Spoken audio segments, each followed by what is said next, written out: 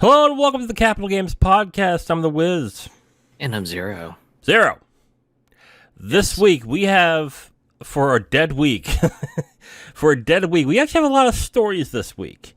But first I want to point out, if you're watching this on YouTube, and if you are, thank you for watching and listening to our podcast. The gameplay that we have today is from a game called Other Side.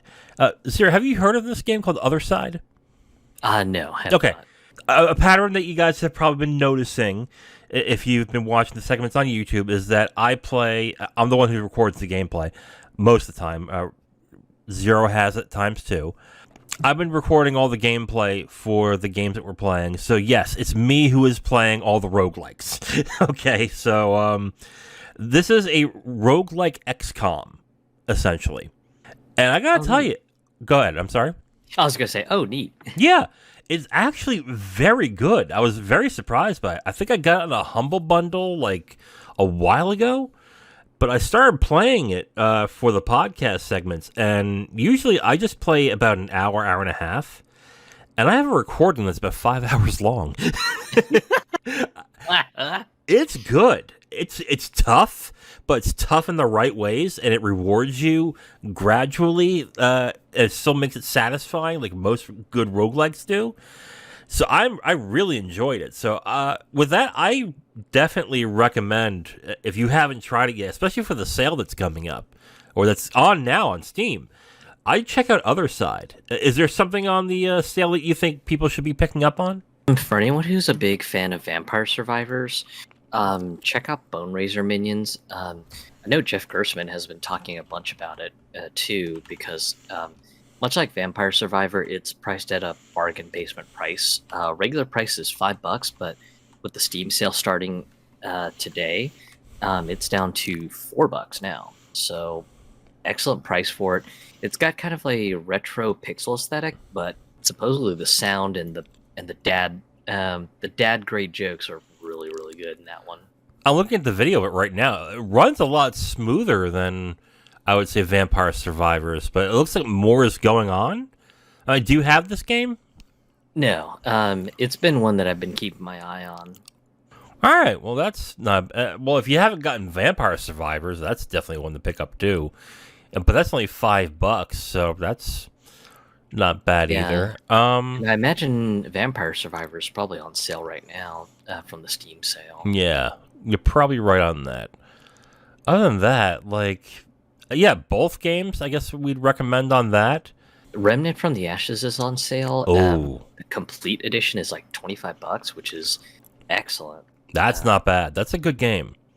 Yeah, so that one I've had my eye on because I know some people like, oh yeah, just you can also play it co-op, and it actually makes it really fun. I was just like, well, maybe at some point I'll pick it up. I will recommend a game called Dwarf Romantic. It is a relaxing puzzle game that is kind of like Carcassonne. I don't think you know about Carcassonne, but do you? Yeah, actually, when I had a tabletop group back in North Dallas, we would always meet, and one of the games that people would always break up would be Carcassonne. Wow. You guys are fucking nerds. Jesus Christ. Yeah, we were. Now, I got into Carcassonne and Catan on Xbox Live, on Xbox 360. That's when I got into it. And Carcassonne was a game that I played. God, I had hundreds of hours in Carcassonne on Xbox Live. Like, I loved that game when it came out. That's what Dwarf Romantic reminds me of a lot.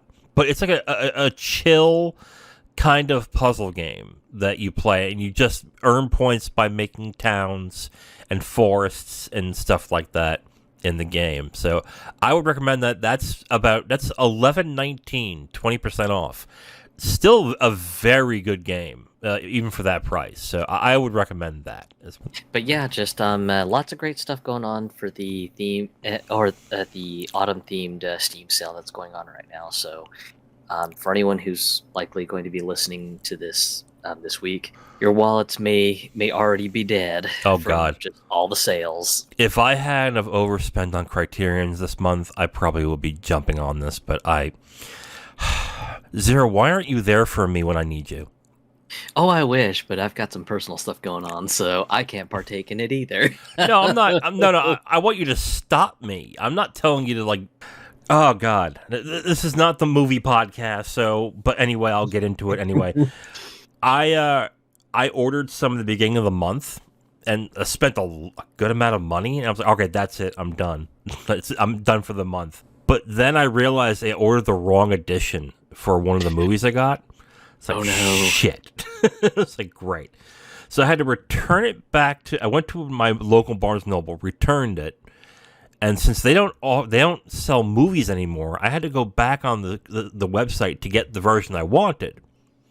And then I'm like, oh, I don't get free shipping if I only get this one movie. So then I was okay, I'll get another. And then I'm looking at, well, I want that one too. And then I want that one as well. I'm like, oh shit. By the time I was done, I was like, oh no, what did I do? I spent way too much money on Criterions this month, which I will talk about when I get them at the end of the month. But yeah. So since you weren't there, I spent more money than I should have, and I'm blaming you. So, there.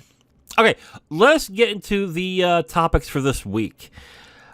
Zero, last week, I would say the biggest release last week was Pokemon Scarlet and Violet for the Switch. It came out on Friday, and reviews beforehand were good, but not great. Most would say it was a fun version of Pokemon, but there were some would say slight technical problems, most likely due to pop-in and graphical fidelity is what was talked about most in the reviews. But people who were playing Sword and Shield were fine with that, so they were okay. They were like, all right, whatever. If it's fun, great, I'll still buy it. Well, the general public got it on Friday, and the reaction to it has been not very good.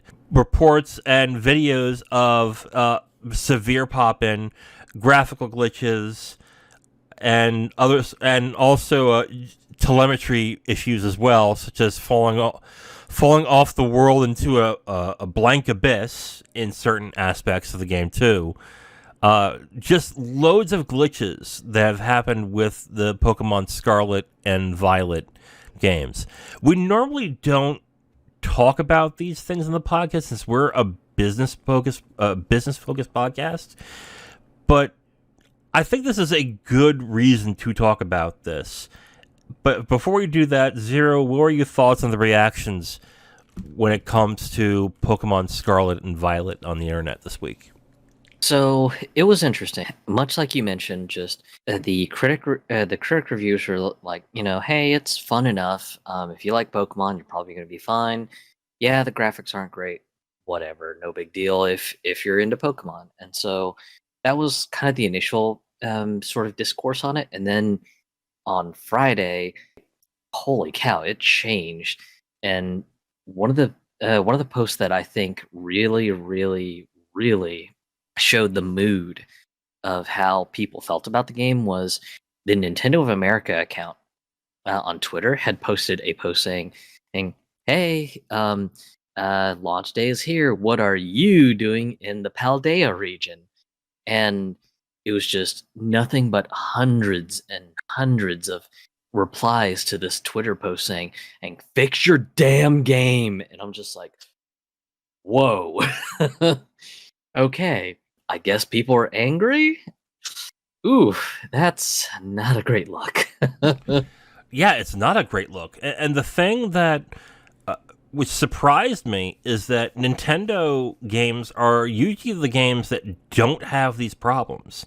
They would usually delay these games before they release a game that is buggy or has issues. Like, I haven't, maybe I'm wrong, but in the 30 odd years that I've been into gaming, I have not heard of a Nintendo game that Nintendo made themselves, like Kirby, like Mario, Zelda, that have had these issues before, or have had game-breaking bugs, or had telemetry issues, graphical problems, things like that. They've had games that don't look great. Well, I will say that. but I haven't heard of issue. I haven't heard of people essentially saying your game is broken. Why did you release this? That is what surprised me in this. Now, that being said, technically Nintendo didn't make this. It's the Pokemon Company and Game Freak. But Game Freak and the Pokemon Company have had issues in the past, I would say, 5 years with their games. And it's not that the games had technical problems. It's just that they're not technically advanced enough for the audience right now. So, what do you think is the reason why they had this problem this time when it comes to Scarlet and Violet? Is this a biting off too much, more than they could chew, or what is this exactly? In my opinion, I think unfortunately, just Game Freak has gotten a little bit fat and complacent on their laurels from the portable era, because the portable era, for the most part, was just pixel sprites. So it was kind of a no big deal. Just this original Pokemon game, Red and Blue, is just going to be a little pixel thing, not a big deal. So that's how it started, and then of course the next system after that was the color systems, where you had stuff like Pokemon Crystal and stuff like that, and Gold and Silver. So more pixel stuff. So they didn't really have to kind of up their tech or anything. And then you get into the Game Boy Advanced era and the DS era. They were still sort of doing pixel graphic stuff, and it was just kind of like, oh, neat, not a big deal. And I think the cracks in their design really started to show up right around the 3DS era. Just Nintendo's going, hey, this little portable handheld can do 3D graphics, so we need you to make a Pokemon game that's got some 3D stuff. And I surmise that just the staff on Game Freak probably freaked the fuck out. They're just like, whoa, shit, 3D whoa, holy shit. So we got to go 3D now. And of course, just Nintendo's just like, well, it ain't called the 3DS for nothing, so get to it. So I imagine that caused a panic, but they got something scrapped together for X and Y, and then they sort of coasted along from the 3DS era, and they were just like, okay, this is, again, for anyone not in the loop, I imagine this was probably the mindset that they had before the details on the Nintendo Switch were known. And before the whole, hey, there's a rumor and speculation that Nintendo's getting out of making two product lines of hardware. They're going to focus on making one system that functions both as a portable and a home console. So imagine just when Game Freak had mostly figured out how to kind of do stuff on 3DS, or just like, okay, we got it, no big deal. And then the details on the Switch drop. Hey, we're not doing a separate portable. This will be a home console, and this will be a portable console too. So all of your games can be taken on the go or played on a big TV. And I think that was probably when they got another bit of a big shock of, oh shit, we actually need good art design to make sure that our stuff shows up on a TV. Shit. So, and it's funny too, because I thought Let's Go Eevee and Pikachu looked pretty good when they came out. I was like, yeah, just simplish kind of design, but great art design. Yeah, I agree.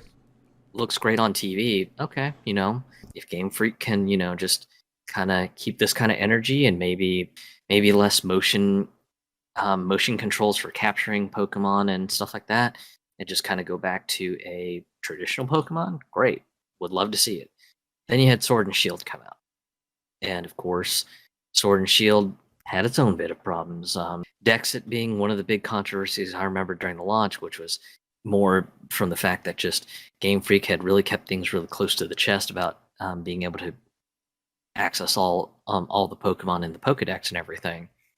So there was that issue initially, and then later the graphical technicalities came out of, hey, look, they're using really low res trees that look like 3DS era trees.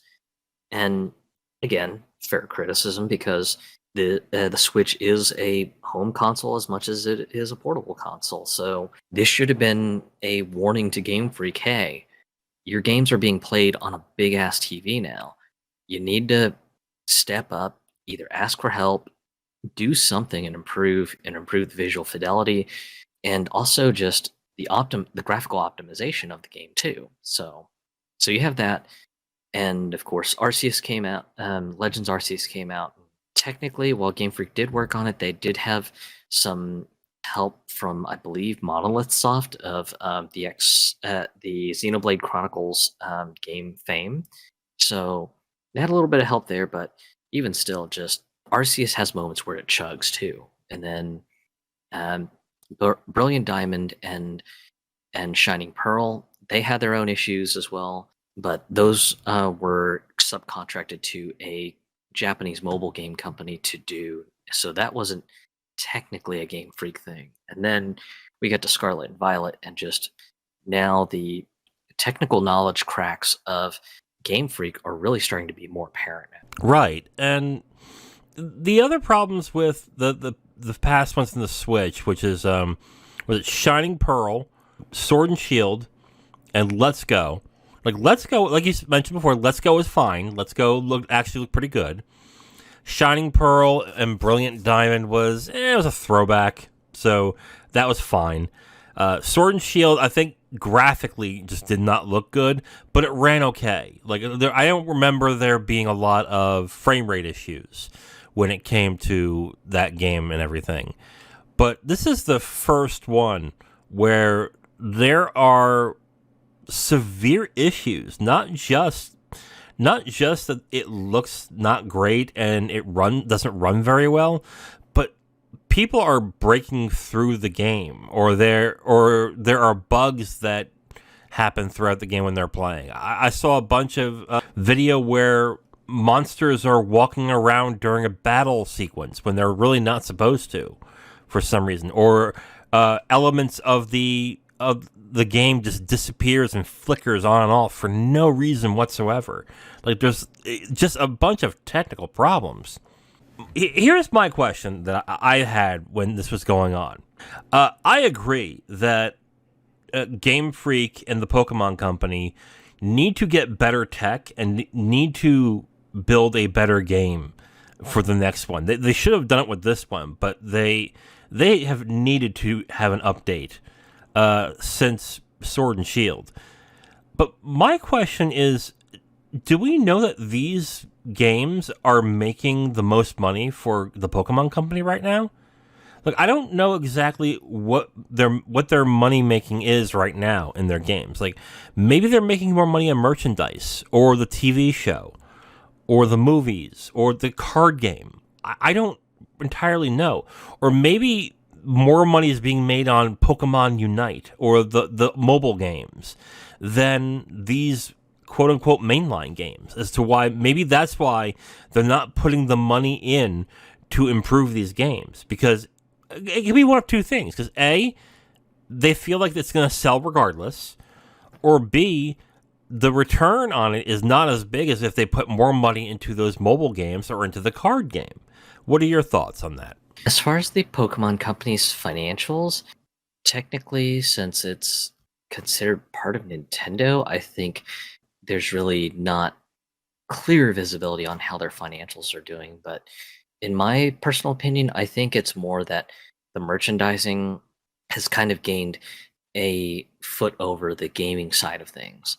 So just things like the TCG, the toys, and just anything and everything under the sun that has been marketed with Pokemon, just the margins are likely so much higher that the games are now sort of a secondary sort of thing. I mean, it's gotten to a point now that the West finally has a Pokemon store online that you can buy stuff from, and even now we're even getting some of the stuff that used to be, if it was maybe about a decade ago, it would be just exclusive to the Japanese Pokemon stores only. Would it surprise you to find kids nowadays who are watching the Pokemon TV series or getting the toys have no idea that they're a video game? It would not surprise me. especially since there's not really much of a mention about the video games in the TV show, at Yeah. least from what I can gather from the more recent episodes and stuff like that. Yeah. Look, for some reason, I'm looking at this and saying, oh, Pokemon Go must be the one thing that makes them all the money if it comes to games. Because if it were these games, I think there would be much more money being put into them and everything. Or maybe they would, I don't know. Like, this happening tells me one thing, and it's that the Pokemon Company, because I don't think this, I know you want to blame Game Freak on this, and to a certain extent, I have to agree that they should have done a lot better on this, but something tells me that they're given a limited budget. People will rightly point out that Pokemon is, I think it's a near billion-dollar company, or near, or even probably is, like a billion-dollar brand, and their games don't improve. They just don't. They don't innovate. They don't do anything different, really, with their games. Like, yeah, they made it jump to 3D in Sword and Shield, but it's still ostensibly the same game that you've been playing since the Game Boy. My feeling of this is that Game Freak is restrained to what they are given to by the Pokemon Company, which probably isn't. It's probably less than you might imagine. And they're forced to make the game that they have to make and still try and meet the targets that they want. I think that's also the reason why it wasn't delayed, because Pokemon Company, yes, they're partly owned by Nintendo, but the Pokemon... Yeah, it's a joint ownership between the Nintendo, Game Freak, and Creatures Incorporated. Right. Something tells me, okay, that Nintendo doesn't have the control to tell them if this isn't like in great shape, you can't release it. Something tells me that Nintendo doesn't have that power to do that with this company. Because if they did, I don't think this would have been released. It's just something. Yeah. I know a lot of people are going to say all game companies are like this. Once they realize they can sell an unfinished game for $60, $70, $80, all of them will do it. I don't think that's with Nintendo. Because if that's the case, I think we would have had Zelda a lot the new Zelda a lot earlier. We would have had a lot of these games that they've delayed 3, 4, 5, 6 times. We would have had them much sooner if that were the case. So, and Nintendo is a brand that has stood for quality for now decades. And when it comes to them, that's their identity now. Even more so than a CD Projekt Red, who now squashed their reputation with Cyberpunk. If Nintendo did that, it would be a much bigger deal, not only with the gaming industry, but also in mainstream press, which is what I'm really wondering right now. Because if Pokemon is as big as we think it is the mainstream press going to get involved in this? Going to talk about how parents shouldn't buy this game because it is broken. I wonder what do you think will happen in that end? I kind of discussed it this week on my Discord server and everything, and honestly, what I think is it's kind of like a weird inverted version of the Activision problem. What I'm referring to is just how in the beginning, Call of Duty was just, was Infinity Ward producing these games just year after year after year. And then slowly as the Call of Duty franchise has gone on, there were more studios introduced to make more different games.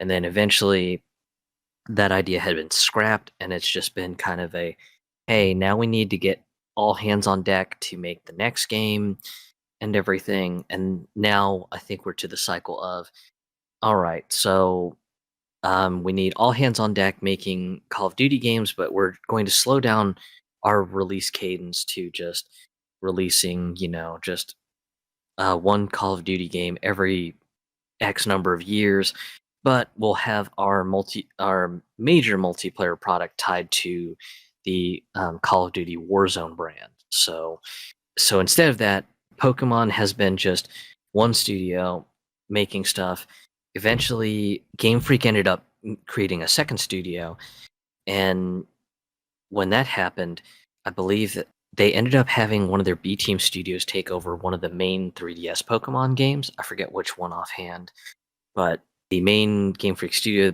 that was behind the previous Pokemon games ended up doing a Little Town Hero, which unfortunately for Game Freak flopped so hard. And of course, just because of that flop, now they're kind of putting their heads to the grindstone, doing just Pokemon games now, and occasionally subcontracting to other studios like Ilka, who did the recent Shining Pearl and Brilliant Diamond, I guess remasters you can call them. I think so. Not really, not really quite sure what to call them, but that's pretty much what you have now. But I just think that the studio's just overworked, that they're having to keep this yearly cadence cycle of, okay, we got to get a Pokemon game out just every year, and just make sure it's just like clockwork. That way, just everyone gets on board, buys these games, and then just kind of wash, rinse, and repeat. And maybe the teams are being overworked, that they can no longer keep up with the workload. They don't have adequate amount of people doing QA.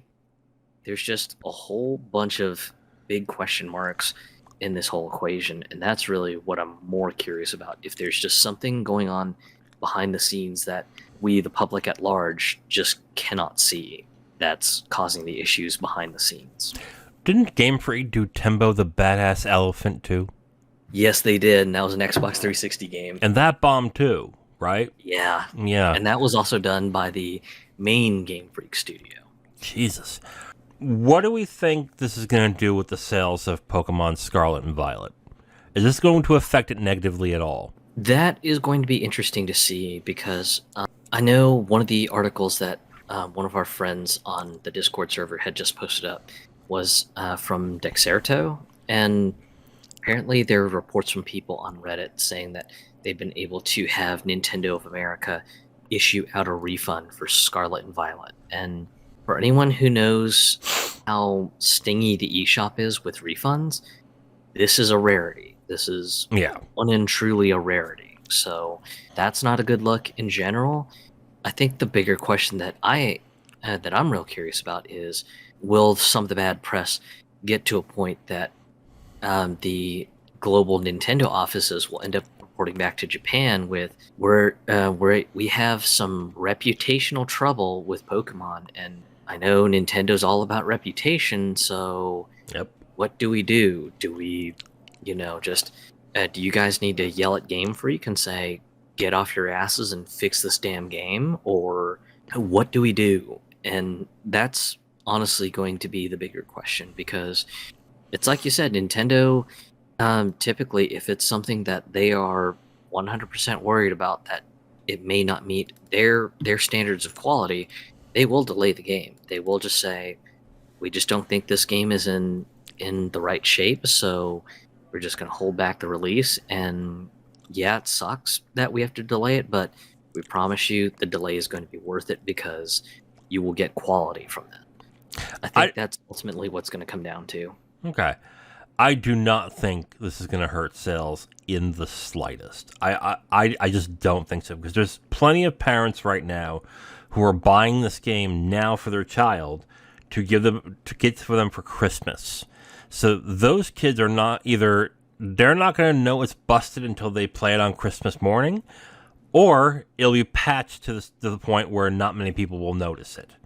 So I think this story will die before Christmas. Now, if the game is still busted before when Christmas comes along, oh yeah, there is going to be shit to pay, and there's going to be a lot of problems, and parents are going to want to return it because it's broken. That's the key. If the game is still broken by Christmas, then you're going to have mainstream articles, and you're going to have all sorts of issues with Nintendo regarding this game, and the business practices of the industry of selling games that are not finished is going to hit mainstream news. And that will be huge when that happens. But I don't think that's going to happen. I think they're going to fix the bugs before that happens. And then this is going to be swept under the rug. and it's not gonna affect sales in the slightest. Yeah, I also read the article too that some people are saying that they're getting refunds for the game, but Nintendo is not really advertising it or saying that they are issuing refunds to people or what the criteria is. So Yeah. I'm not that I want to say people are lying, but we both have dealt with this at certain points when it comes to these companies. You can just get a lucky person who will be like, yeah, sure, I'll refund it for you. And then you'll get somebody else who says, no, we don't refund purchases after you've downloaded them. No ifs, ands, or buts, sorry. That it really is a roll of the dice. So I would like to believe it, but if it's not a hard and fast rule where Nintendo is saying yes, we are issuing refunds if your game is not working or we're not happy with where the standards are at this time, you will get a full refund if you bought it from the eShop. Until that point, I'm a little resident on actually believing that to this certain extent or thinking that it will have an effect. But I think I think this will be the biggest selling Pokemon of all time, to be completely honest with you. And because even with these bugs, people who are Pokemon fans are still playing it. It's not stopping them. And that's the thing that blows my mind. I've seen so many YouTubers who do just Pokemon, who do Nuzlocke runs and all that shit, are still playing the game even though it's broken and pretending that nothing's wrong. And as long as those guys are still maintaining a front, I don't think it's going to reach a mass zenith until Christmas, when if it's still broken. That's my opinion on that. I think really it's going to really depend on the response in this coming week to how things are going to be looked at. If this has already sent alarm bells to the Nintendo regional departments, Nintendo of America, Nintendo Europe, and et cetera, then maybe this is getting back to Japan that hey, we've got some reputational damage. Can we get this game fixed? Can you guys work with GameCube to put together some sort of statement saying, yo, we hear you, patch coming soon. And maybe a patch drops Friday night or Friday morning or something. Yeah, I don't think it's going to be that fast. Yeah, I don't think so either, but I'm just saying this is like complete moonshot levels of speculation. But let's say that's what they do, and all the bugs that everyone's complaining about now end up just being completely fixed. Yeah, likely this issue will be swept under the rug. And to your point about most people buying the game, both games for Christmas, yeah, just the kids who open it at Christmas, they'll drop it in their Switch console, and probably the first thing they'll see is, hi, this game needs an update, so sit tight while we, just do a system update, and it's going to be version 1.0.5 or 1.6 or whatever they decide to version it up as. So yeah, that's most certainly a possibility, and if that gets done, then yeah, just the world will probably collectively forget. Yeah, that's going to be the key, is the timing of which everyone gets those games, because only the most hardcore people right now are playing Pokemon right now. The ones that make the most sales, the big sales, are going to be the ones that get it on Christmas. So that will be the key to finding out if this becomes a massive deal or not. All right, so let us move on to the next story. Zero, I hate to tell you this, but one of your heroes, one of your people whose games that you appreciate, that you love more than anything in this world, was arrested this week. I know. I had to console you when you found out about this. And well, not really. Mostly because Yuji Naka is a really, really huge asshole. Oh, yeah? It's been noted in like multiple interviews throughout a lot of Japanese video game news rags and press that, yeah, he is an extremely rude and arrogant guy. He is not pleasant to be around. And this is the guy that made Sonic? That's not really something you should be arrogant about. But anyway, basically what we're talking about, Yuji Naka was arrested this past weekend, I believe, for insider trading in Japan. The story goes that him and two other employees from Square Enix bought stock in a company called Aiming, and they bought a lot of stock before the announcement that it was developing a Dragon Quest game for mobile, which then shot the stock up immediately after the purchase was made. After the announcement was made that Aiming was making, I think it was Dragon Quest Tact, I think was the game. Is that correct? Yeah.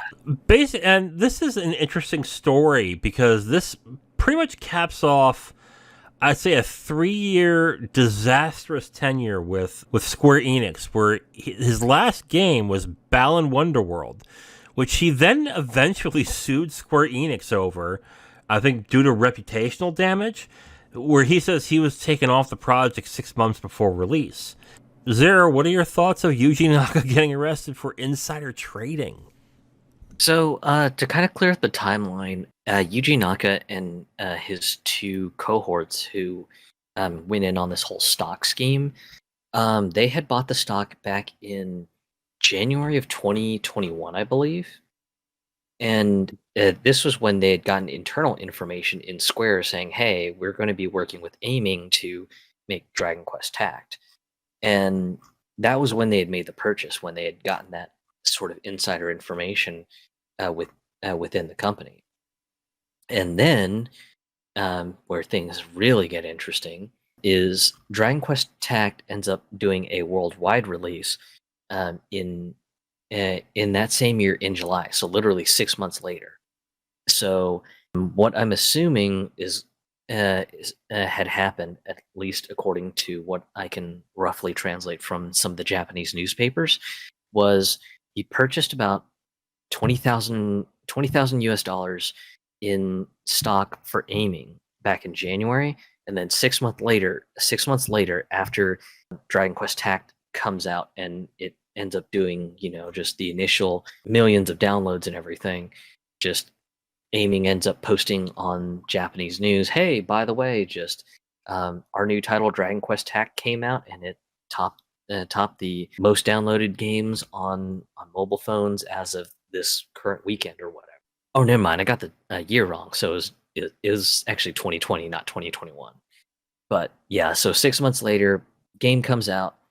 He likely sells, and the price for the price for his proceeds had increased to about 64,000 US dollars. So before any Japanese capital gains taxes and stuff like that, he probably got right around 44,000 US dollars off of that stock sale. And I think just because someone decided to squeal, that's mainly the reason he got caught. And same for his cohorts who participated in this whole insider trading scheme. Yeah, that is weird that he got popped for this, because the amount of which that he gained is not something, maybe not in America, but is not something that would really draw any criticism, really, because usually the ones that get popped for insider trading do it in the hundreds of thousands to millions of dollars. Whereas, like you said, it was from 20,000 to 64,000. Yeah. So the fact that he got popped for this, to me, was like, really? That's the amount? That's what they're popping? Okay. So basically the story is that I guess one of the three told somebody, and that person told the regulators essentially what was going on. Is that what was happening on this? At least that's what I can discern. Details are a bit scant on this. It's just been mostly focused on, oh my god, a former prominent game producer, Yuji Naka, arrested for insider trading. So yeah, it's unfortunately kind of like sensationalized on the fact that it was Yuji Naka that was caught. So my assumption and my speculation is that either one of his co-conspirators or someone, one of the co-conspirators knew, told regulators, and we're just like, yo, these guys did some really, really sharky insider trading way back in 2020. And that's the reason that this has become big news. I wonder if one of those co-conspirators have been doing it longer and have more of a track record, and he just got roped in. Yeah, that's a potential scenario too. It's like, again, I don't know Japanese law and how they enforce this, but for the amount that he is getting popped for, it just seems odd to me that he got roped into it, and two, that he got arrested for this, because literally, like, there are people who have this information, but they know not to go overboard with it because that gets the ire of the regulators. So they do it for, I don't have an exact amount. They do it for a sizable but small amount, and then they have other people that they know also invest, but try to do it in a way that is that they can't be connected to each other to a certain extent. Like, that's usually what happens in these situations, and usually for a lot more money. So it is the reputation of Yuji Naka the reason why he probably got popped too. If it were like, let's do an example. Let's say Shigeru Miyamoto does this. Does Shiggy end up getting popped? Or is this mainly because someone had an axe to grind? Yeah, that is really hard to say. I've been trying to kind of source more information on this, and unfortunately, Japanese media is just kind of sensationalizing the fact that it's Yuji Naka that's been caught up in all this. So, unfortunately, until this actually shakes out in Japanese court, we may not find any truly substantial details. So, I guess I'll just have to keep track of this story if any further articles come up on Japanese news. But yeah, just who's to say? Yeah. Now, do we know what the penalties are for this? Because I know that he's probably going to have to forfeit the gains that he made, and he'll probably have to pay a fine. But is jail time involved in this? I am not 100% sure on the Japanese laws on this, but if their laws are very similar to how laws are in the US, I imagine, yeah, just forfeiting the capital gains is likely going to be the first thing. Yeah. And second thing, definitely a fine. Yeah, no, definitely.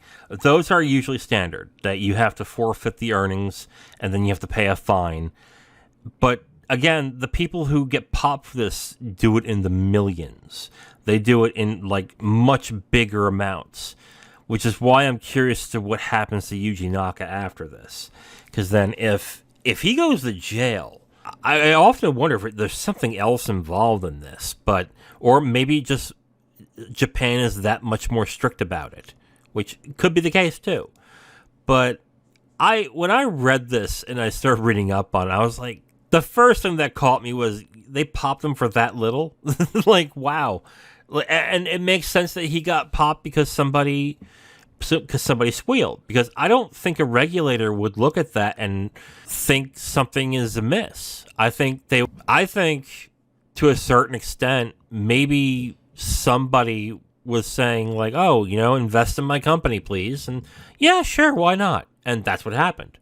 Other than that, I don't see what other things could have prompted them to say, we need to look into this. So, yeah. Yeah, especially from the fact that when he and his co-conspirators bought the stock back in January 2020, just the information that they had was non-public. So it wasn't like a news article came out saying, hi, so Aiming is going to be the developers behind the new Dragon Quest mobile game that we're developing called Dragon Quest Tact. So, right. So yeah, and I think that's why it just went kind of unseen by regulators, because it was just kind of oh, neat, someone's buying stock in this mobile company, neat, whatever.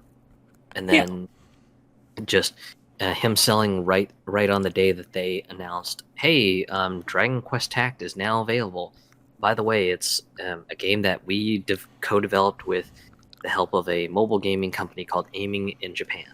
And then just when he liquidated the stuff, it was just kind of oh, neat. Looks like he bought the stock at the right time and decided to sell because the company's doing great. Yeah. Which that in itself can be construed as shady, or it can just be a good deal on their end, because that really is the best time to sell when the stock is highest. So there is that on. But I am curious as to what this will lead to and what will happen with Yuji Naka after this, or if we're going to hear anything else on this as well. Because something tells me this story is going to die, and we don't hear about this, or we don't even hear from Yuji Naka anymore. And that's the other question I have with this. Is this essentially the end of Yuji Naka?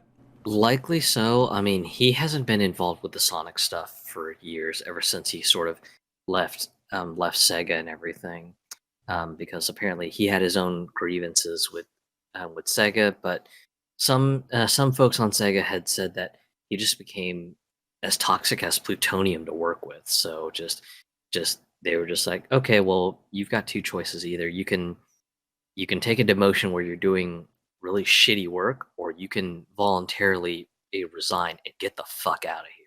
I'm presuming that just with his sort of toxic reputation, I'm presuming he just went, okay, well, fuck you guys, I'm getting the fuck out of here. And that's why he's sort of been kind of independently contracting himself to whoever. And Balan Wonderworld was the one thing he was just like, yeah, just maybe this is what I can do to put my reputation back in the green, and just get everything all great and perfect. Well, since that sort of dropped off a rock and everything, he's generally been kind of quiet and everything for the most part.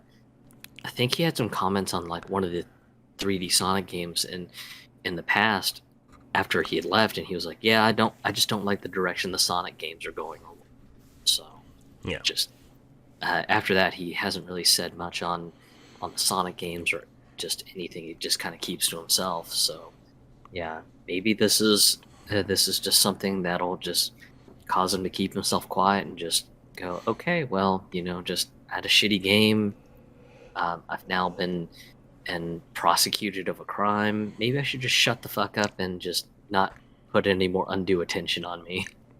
All right. So you think this in itself is not going to tank his career? It's his reputation is pretty much it is basically what makes him unhireable at this point. Yeah, Okay. both between Balan Wonderworld being an absolute failure, and then just the fact that he is just completely toxic to work with. Okay. Well, I have to agree, because I don't see, if this was the only issue, I would see companies staying away from him for about a year and then coming back to him as like a consultant to a certain extent, if that was to happen. But if he has reputational issues, then yeah, at that point, I think you're right. He's done, and he's probably going to ride off in the sunset and just do whatever else that he wants to do at that point. We're going to stay in the East for this next story. Basically, what's going on now, and what was reported last week, is that Blizzard is ceasing support of games in China.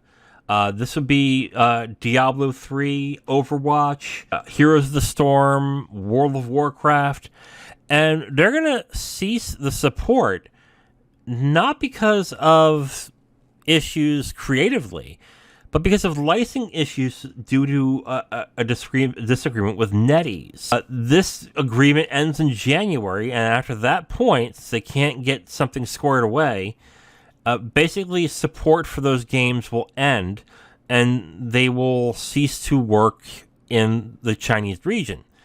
Zero, what is your thoughts on Blizzard taking away support of their games in China?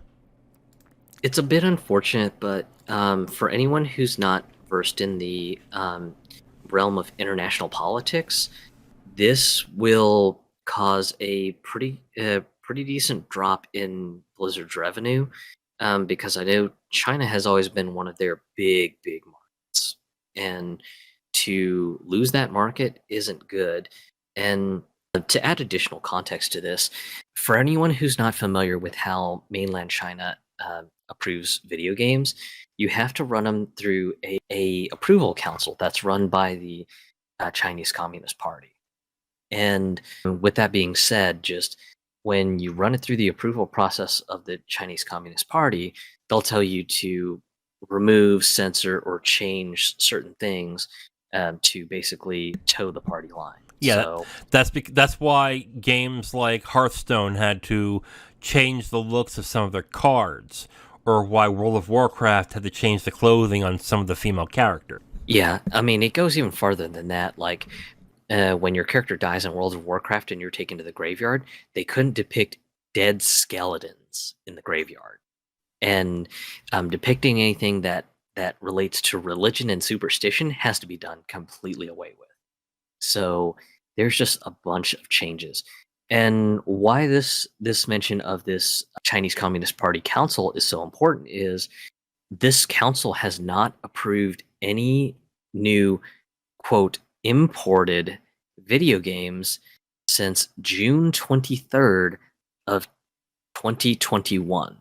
So we're nearing around 500-ish days of games that are not being produced by a mainland Chinese studio being approved by this Chinese Communist Party Council. So one of the last few batches of games that were approved was Diablo Immortal. So that one does have its approval for a little bit, but yeah, just after the fallout of this whole Blizzard NetEase thing, yeah, that game may vaporize off of the Chinese gaming space as well. And what makes this a little bit more thorny is, let's say, absolute doomsday scenario, just NetEase and Blizzard just cannot reconcile their differences. Just NetEase's demands are seen as unreasonable. NetEase feels that Blizzard's demands are completely out of line. They can't agree. But let's say, I don't know, Tencent swaggers up and says, "Hey, Blizz, yeah, we own one of your competitors, Riot Games, but we can help you with the approval process." Even if a company that has a generally good reputation were to try to step in and broker an agreement with Blizzard, the problem is Blizzard would have to reapply for the certification process all over again. And with how the approval council for the Chinese Communist Party hasn't approved any non-native Chinese games in nearly 500 days, yeah, just even if Tencent were to take over, Blizzard would still be dead in the water, because if the Chinese government isn't approving anything, they can just sit on their ass and go, "Yeah, we're not approving this. This isn't a Chinese-made game, so yeah, you can sit in the ice chamber and just wait until we're ready for you." Is the reason why the CCP is doing this is because they want to concentrate on helping the businesses in China, or is this part of a morality problem that they have? Why is it that they haven't approved of these games since last year? Honestly, with some of the stuff that I've observed in the international politics space, I think that the current Chinese Communist Party is still on a moral crack. They don't want young people playing video games and wasting their time watching TV shows. They want young people to get married, have children, and basically just breathe and bleed the party line. And they don't want things like foreign media that isn't natively Chinese made, instilling values that are in what they feel are not Chinese characteristics of communism. I think that's why that there haven't been any imported video game approvals for nearly 500 days. Is just the Chinese Communist Party is still on a bit of a moral crackdown, and this moral crackdown has affected Chinese tech companies. So Tencent's been under fire lately for promoting immorality. I think Genshin Impact has been a target of it. So MiHoYo, or rather HoYoverse, being their new name, HoYoverse has been targeted by the Chinese Communist Party now for immorality and everything. So I think just right now, it's just not a great environment to just be a Chinese gamer, and this is simply due to the fact that there's just a giant morality crackdown. Basically, China's on a power kick right now where if it doesn't toe the exact party line, they're not approving of anything that comes out of the West. Is that essentially what's going on? Yeah, that's Okay. basically what's been going on, and because I think Tencent even has a couple of Western studios that they're allied with to do and facilitate publishing for, and some of their game approvals are still stuck in the queue from last year. Wow. Okay. Here, I guess the only thoughts I have on this is, you mentioned that this is gonna hurt their sales projections big time. Right now, Activision Blizzard says that it's not going to affect their sales at all, but I don't see how it won't. To be completely honest with you, because I agree with Yeah. you. Yeah, I think really just they're underselling it to kind of softball the damage, but Yeah. over the last decade, just Blizzard has made a huge push into the Chinese market because they were just like, yo, they've got like tons and tons of people there. That's tons and tons of gamers. We got to focus on marketing our games to the Chinese market because we got to get in on all those potential users and everything. So I think they're softballing it right now until the damage actually hits. And NetEase and Blizzard cannot come to an amicable agreement by January 24th. It's going. I imagine the Q1 financial report is gonna look nasty. Here is one of the comments I started seeing a lot on Twitter when the story was mentioned. And the comment essentially is, good. I want my games to go back to the way they were. I don't see that happening anytime soon. And it's a fundamental misunderstanding of things too, because yeah, just does Blizzard do some stuff to cater to the Chinese audience? Yes, but generally, most of those changes do not affect the Western versions of the games. They're generally just changes that appease the Chinese Communist Party. So stuff like Tracer being gay. She's as straight as a board in China. Just no lesbians and gay folks here, guys. So yeah, Yeah. just the comment just fundamentally misunderstands just a lot of just how games in China versus the West work. Yeah, is there some Chinese Communist Party chicanery that they want to try to insert into their games and maybe force it to apply to the world in general? Yeah, sure. And the biggest example of that is Guilty Gear Strive, where they in one of these story scenes just they refer to Taiwan as a country, and apparently the Chinese Communist Party was not happy with this and demanded Arc System Works to change it internationally to say, no, Taiwan is a part of China.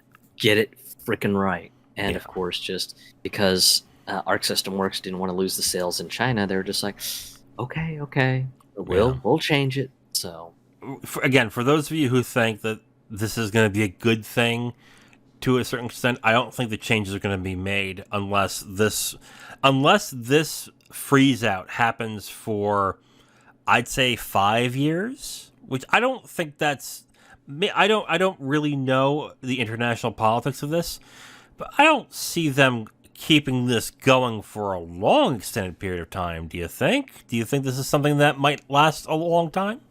I think really the absolute doomsday scenario would be just they can't come to an agreement with NetEase, and no other no other Chinese gaming company wants to even touch this because they're afraid that if they try to import a Western game and get this Western game into the approval process, that they could essentially put a target on their back with some corrupt Chinese Communist Party official going, "Hey, yo, this studio seems to be really, really, really heavy on just importing Western games. Maybe they've got a hard on for Western values. We should investigate them and maybe see if there's any sort of malfeasance and corruption." So Hmm. that could happen, and that could send a chilling effect through the Chinese gaming industry that no one may want to touch Blizzard stuff for fear of that, and Yeah. that's certainly a possibility. And if that happens, yeah, just Blizzard will be effectively shut out, and with them over investing a little bit too hard on the Chinese market, this if this doomsday situation happens, it's not going to look great. Yeah. It's not going to look great immediately, but I think in the long term, it'll be something like, hey, so we may have bet on the wrong horse, is going to be the sort of messaging we may see. Is there another market that they can utilize that could soften the blow for losing China, or is China that big of a market where they ostensibly are going to feel the hurt no matter what they do? Unfortunately, I don't really think that just there's any other sort of geography is that is going to be able to leverage the sort of revenue that the Chinese market was generating.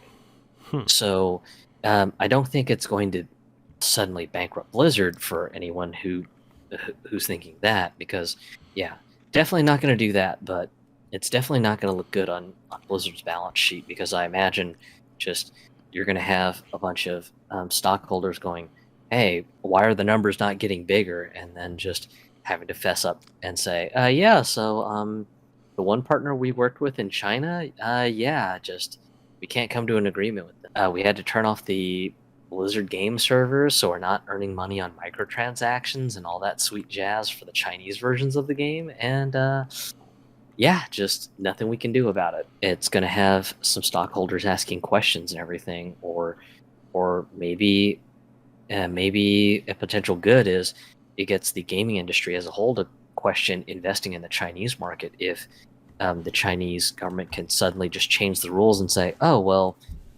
right now we just don't feel like importing games that are not Chinese anymore. That gets some other game companies to wake up and say, if they're gonna suddenly take their ball and leave and keep us hanging on when they may even think about approving our games, maybe we should just pull out of the market and just say, all right, well, if we can't play fair, then yeah, just screw you guys. We'll just go do what we've been doing and just market to other countries who are more than happy to have our games. Let's move on to the next topic. Oh my god. Zero, will this ever end? We need soap opera music for this, like soap opera TV show sort of theme music. Yeah, we're talking about the Activision Blizzard buyout again. And hopefully this is going to be a quick one. It was reported on this week that Microsoft ostensibly gave Sony a 10-year deal for COD in exchange for them to, be okay with them buying Activision Blizzard, and this is the deal that Jim Ryan said was woefully inadequate or inadequate on many levels, according to Jim Ryan. God damn it. Zero. What else is there to say? just go ahead.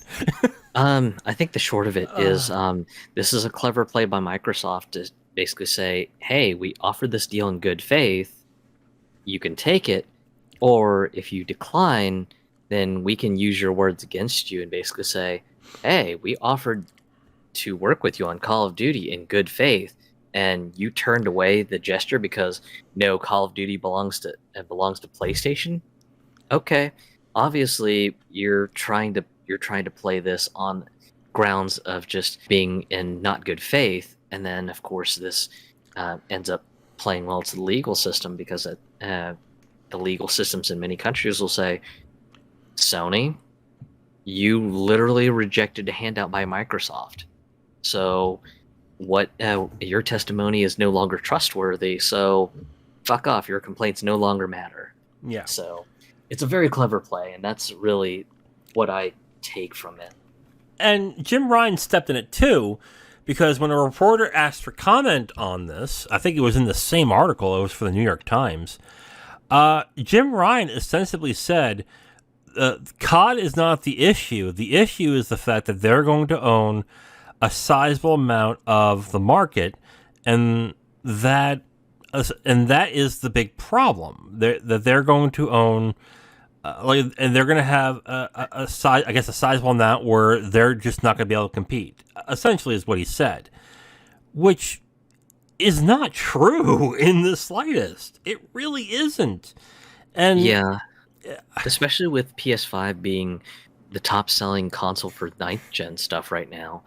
Um, I think even the Xbox Series X and Series S are still kind of lagging on sales behind PS5. So yeah, this just kind of reeks of him just throwing a hissy fit because Call of Duty may not be uh, the best place to play on PlayStation, and especially if Microsoft ends up getting the merger done and just they go, hey, by the way, so Call of Duty's coming to Xbox. Hey, by the way, if you're on Game Pass, you get free Warzone 2 goodies for your account or whatever.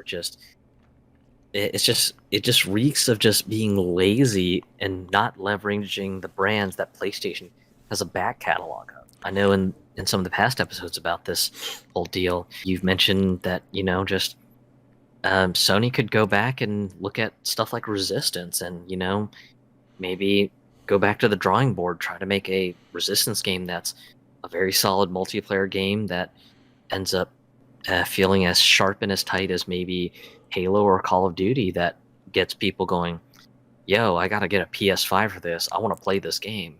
mm, And honestly, that's what kind of just came up to me when I saw the New York Times article with Jim Ryan's sort of pushback on this whole thing. It's just like, get off your ass, maybe spend a little bit of money for development on a good competing shooter game that is, PlayStation exclusive, and you own the studio, and you can, just show off all the cool technologies that PS5 can do with this PS5 exclusive shooter game that's going to be the next big shooter or whatever. what puzzles me with this is that if you just look into the dynamics of the relationship here, or what Sony is doing, Sony itself is acting like a monopoly of sorts, trying to strong arm people to not do business the way that they want them to do business. Now, they're not a monopoly, of course. They're not Standard Oil. They're not intimidating people in order to squash their business. They are clearly operating in bad faith here. They're essentially just trying to obfuscate the facts so it looks good in their favor to the regulators, and hopefully the regulators just won't catch it. And now Saudi Arabia and Brazil have already approved it. It's looking like China won't approve it. And the US, UK, and the EU are probably asking for, are getting more inquiries in this as well. I still think this is going through. And at this point, if it goes through, I'm kind of hoping that Microsoft says, you know what? Fuck you. You're not getting shit now. But I know they won't do that because it doesn't make sense for their business to do that with COD. But it is getting really slimy now with Jim Ryan with this, because he's making it sound like literally that if this goes through, they might as well close up shop, which we both know is not true. Like, that's not what's going to happen in this, and it's not the case either.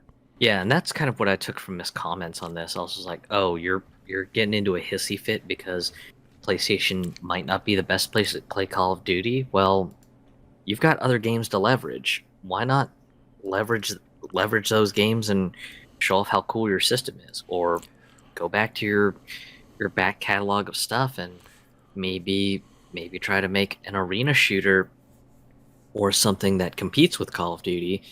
Hell, I know one of my crazy moonshot ideas that I'd love to see Sony examine is I would love to have both Guerrilla Games and Bungie work together to make a new Killzone game that combines just the shooting feel of Destiny 2 into the Killzone universe. I think that would be kind of fun to see and might get me into the multiplayer, because I will admit I played a lot of Killzone Shadowfall multiplayer online, and I played a lot of Killzone Mercenaries on my Vita and stuff. So yeah, just Sony's got a treasure trove worth of stuff, and it just seems like he just kind of want to sit the PlayStation brand just nice and comfy and try to spend as little money as possible to make as much money as possible. But with Microsoft making a long-term investment in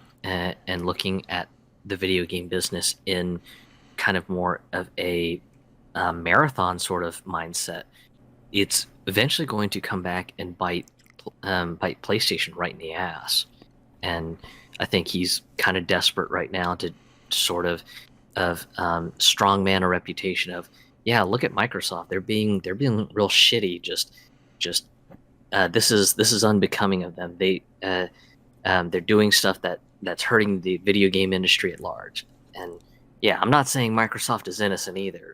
For anyone listening, just that's not what we're saying. And no. I think I can speak for Wiz. No, you're right. If Sony wants to turn the tide while this deal looms in the horizon, then they need to start actually trusting and investing in their studios to develop their brands. And that's really the only thing I can think of at this point, because I know that a couple countries like the US are kind of in the we'll wait and see, we need more evidence to make a judgment on them. But I think ultimately just Sony rejecting this contract, saying we will not take Call of Duty off of PlayStation, just him or Sony, someone in Sony legal rejecting it, just looks like they're doing it in bad faith, and that's just going to be enough legal maneuvering for Microsoft to use and say, hey, look, we offered them a bone and they said no, fuck you. And yeah, I don't think that they're giving you information in good faith. Consider this as one crucial piece of evidence that they're not. Yeah, like a 10-year contract for a game to be on a console is, I don't think I've ever heard of that. I've heard of like 2, 3, 4-year deals that get perpetually updated to have like 3 or 4 more years ongoing. I've heard of that happening before, but like 10 years off of a contract? Like, that's unheard of. Like, that is like a fantastic deal. I would look at that and go, okay. It's like, sure. That sounds great. And what's going to, and if we really think about it, what's going to happen after the 10 years? Either COD, and this is only if COD stays in the relevance that it is right now, because it could be in 4 years that they don't want COD in their console anymore because it's not making money. I don't get why they're not taking this. And the only reason I can see them not taking it is because they literally had no intentions of actually making a business decision. They just wanted to play hardball and make Microsoft look as bad as possible in this. And notice in the quote that Jim Ryan isn't denying or saying that this is true or not. He just completely dodges the question. Like, he doesn't even mention, like, when someone asks him about the deal, like, he doesn't even say whether it's true or not. And that's very telling, because if it were false and they never did, wouldn't it be a good idea to say, that's not what they offered me? They didn't offer that at all. That's not what they offered me at all. And the fact that he's not saying it pretty much says, oh yeah, they offered it, but we're just going to hardball you even harder now. And you know what's going to happen in this? Okay? Here's what I think is going to end up happening. Sony is going to get word from somebody in either the EU, the UK, or the US, basically saying, this is going to get approved. So you need to do something quick. You need to do something to smooth over Microsoft with this. Because if you don't, we might lose COD or anything else from the... You know what they probably are most afraid of? They're probably most afraid of losing Minecraft. Something tells me if this doesn't go through, if this goes through with COD, or if this doesn't go through, I can see Microsoft pulling Minecraft out of spite, Don't you? Yeah, it's Yeah. certainly in the realm of possibility, especially since Sony had a tantrum when Microsoft, um, Microsoft and Mojang were just like, "Yeah, we want to do cross-platform play with all platforms." And of course, just this was when Sony's Jim Ryan made the quote of, we don't want children on PlayStation interacting with just other players that may be from lower quality platforms." Yeah. Oh, I remember It was that. it was 90s Nintendo level grandstanding. Yeah. And yeah, like what I think is going to happen is they're going to get word that one of these regulators are going to approve this. And then either they're going to jump and take the 10-year deal, or they're going to have to do something to sweetheart Microsoft into not just freezing them out. Honestly, I think by January, February, we're going to hear that Sony and Microsoft in a joint statement are going to announce that they have a 10-year deal with... Well, no, they can't do that, actually. I'm just thinking about that. Like, Yeah, if the deal happens, I could see Microsoft really just sticking it to Sony for fun, going, "Yeah, you rejected the 10-year deal, so how about we offer you a 2-year deal yeah, with potential provisions for reapprovals?" that is... Like, okay, that is if they get approved. Like, if Yeah. Sony doesn't get word that they're getting approved beforehand, and then the approval just gets announced, then I could see Microsoft saying, we'll do it year by year." Just like, fuck you. We'll do it year by year. Yeah. We'll see. We'll see how it goes, okay? I think if Sony gets word that it's going to go through and it's not announced yet, then they'll take the deal. Then they'll be like, okay, fine, we'll take the 10 years. And go from there. Because if they get the information right away that it's going through, then they're going to stop all this bad press and all this talk about how the deal is unfair, and then they're just going to get in line and go, okay, you know what, it's going to happen, we'll take the deal, and go from there. So it just all depends on if they get that information or not. And they can get that information. There are ways to do that. But yeah, they're just... More and more, it just seems like they're just playing dirty. And it's awful. I'm not thrilled with Microsoft buying Activision Blizzard, but even so, I'm like, it's not that big of a deal. It really isn't. I think, of anything, Microsoft wants King more than anything else when it comes to Activision Blizzard, but they're going to utilize those other properties too. But I'm getting tired of this story because it's just the same thing. Sony is being extra scummy. Microsoft is basically saying, no, we're not doing what you're saying we're doing. It's the same thing over and over again. And hopefully the next thing we hear about is a decision from the regulators. Zero, a survey went out by Crystal Dynamics and Embracer Group, I believe a couple of months ago. The survey was about the Soul Reaver franchise. It was either about the Soul Reaver franchise or about what franchises that Embracer should bring back from the studios that they've purchased. And according to the head of Crystal Dynamics, they've made it clear that they've heard the 100,000 plus survey responses that they hear loud and clear that they want Soul Reaver or Legacy of Kain to return in some form in the near future. I guess the question is, Zero, what are your thoughts of Crystal Dynamics announcing that they might do something with their Soul Reaver or their Legacy of Kain franchise?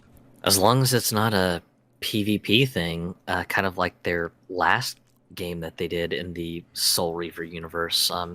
Yeah, I think it has some potential to be kind of fun. I know a lot of people quite liked Soul Reaver 1 and 2, so would be great to kind of see something in that lineage. But yeah, just overall, kind of neat to see. Embracer has generally been pretty good about giving their studios freedom as long as the studio's project actually performs financially well. But we'll touch on that in the next story. But yeah, generally giving the fans what they want, can pay off in dividends if the financials are all there and if the sales are there. But yeah, just ultimately it'll depend on just a whole bunch of factors. But yeah, if the gamers don't put their money where their mouth is and buy up copies of whatever this single player Legacy of Kain thing or Soul Reaver thing that may hypothetically drop out, then ultimately that'll be on the gamers. But if the game shows up in a sorry state too, that could be another issue. So yeah, just all I can say is hopefully Crystal Dynamics has a great project in mind, and they are not going to be skimping on the quality. And as long as that makes the game good, then the next step is going to be for the gamers to put their money where their mouth is and go buy copies of this thing and make sure that Crystal Dynamics and Embracer know full well that a good Soul Reaver or Legacy of Kain game does sell. Correct me if I'm wrong. Wasn't the last Legacy of Kain game Defiance? I thought that was a co-op game, not a PvP game. No, it was something else. Defiance was the sci-fi TV show game. No, there was a Legacy of Kain game called I'm fairly sure that was called Defiance. I know what you're talking about. That was a multimedia game that they made that was also a TV show and a yeah, Legacy of Kain Defiance. It's No, I was thinking Nothgoth. Nothgoth. What's that? Nosgoth. It's in the Legacy of Kain universe, but Nosgoth was a free to play sort of a thing. But it was a third person shooter where you had like multiple factions of characters who part of different vampire clans, and then you also had like a faction of humans as well too. So, but yeah, it was not received well. Oh, it's canceled. Yeah. The developer was Psionics. Yeah. Yeah. Ultimately, it was canceled, and the servers were shut down and everything. But so it was released at some. Okay. yeah, I didn't know about it. Was released in open beta, was what it was. But yeah, just that was the last game in the Legacy of Kain universe, and yeah, just it was not good. Yeah. I think Embracer and Crystal Dynamics are going to do this pretty intelligently. And we've talked about this when they bought Crystal Dynamics, I think, in the beginning of the year. What they're essentially going to do is they're going to re-release Soul Reaver 1 and 2 in a package. Either they're going to remaster it or just release it to current consoles. And then gauge whether there is an appetite there. Because, yeah, the survey will tell them people are interested, but the question is, are they going to put their money where their mouth is? Because it is free to do a survey and to fill it out. It is not free to pay for it. And if they will pay for it, then you can see how much you can engage into a new game. So I think what's going to happen is in the next 2 years, you're going to either hear the announcement of a development on the remasters or that they're going to release the remasters at some point, just to gauge exactly how popular these games are and what kind of craving there is for them. And then if that sells well, then you will see a new game. I don't see Crystal Dynamics making the new game right this minute, especially since they are doing support work on Perfect Dark right now. It's Perfect Dark, right? Yes. Yes. They are doing support work on that. Yeah. I think on top of working with Coalition, the new Gears of War team, the whole Perfect Dark reboot is a gremlin on its own right. Right. I foresee that the first thing that they are going to announce or release or do anything with is just to basically... Yeah, it's basically re-release the old games because it's been a long time since they've been out. So they'll re-release those. They'll gauge where the sales are from there, and then go from there at that point. I agree with you that it's probably going to be a remaster project. Just either Soul Reaver 1 and 2, or maybe a complete anthology collection of everything in the series, and they will watch the sales on it. And if players put their money where their mouth is and buy millions and millions of copies, then that will give Crystal Dynamics the all clear from Embracer to just go ahead and make a brand new game. Yeah. But yeah, I'm definitely not feeling the vibe that they're going to be doing something sudden, magical, and ambitious. Like, hey, we're going to make a brand new game in the main line of the story. I just personally don't see that happening right now.